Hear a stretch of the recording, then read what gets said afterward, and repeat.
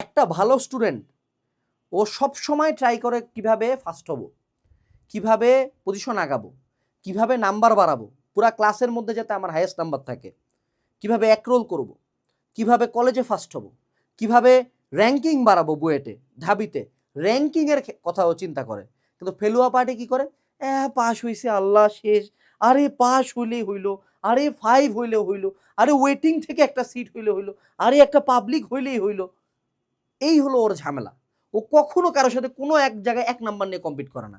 ধরো কোনো একটা পরীক্ষায় ক্লাসের হাইয়েস্ট মার্ক হলো 20 আউট অফ 20 পাইছে, ওই পাইছে 5, ওই মনে করো বেহার মতো বে এ কি হইছে, ওর মধ্যে কোনো লজ্জাই নেই, কোনো লজ্জাই নেই যে ও যে 5 পাইছে, পুরা ক্লাসের লোয়েস্ট পাইছে, এটা নিয়ে খুব সিগমা ভাইবে থাকে যে আমি ব্যাড বয়, ব্যাড স্টুডেন্ট।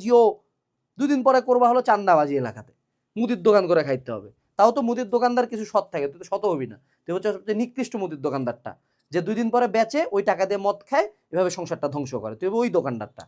এত খারাপ করে কেন বলতেছি, কারণ তোমাদের মধ্যে এই লজ্জাটা থাকে না যে ও যে আমাকে কাটাচ্ছে, আমার তোকে কাটানোর চেষ্টা করেছে, তো ওর 2টা হাত 2টা পা, ও মাথা, ওই ভাত খায়, ওই সেম বই পড়তেছে, ওই সেম স্যারের কাছে পড়তেছে, ওই কেন 20 পাইলো, আমার মধ্যে এই কম্পিটিটিভ অ্যাঙ্গারটা কেন নাই?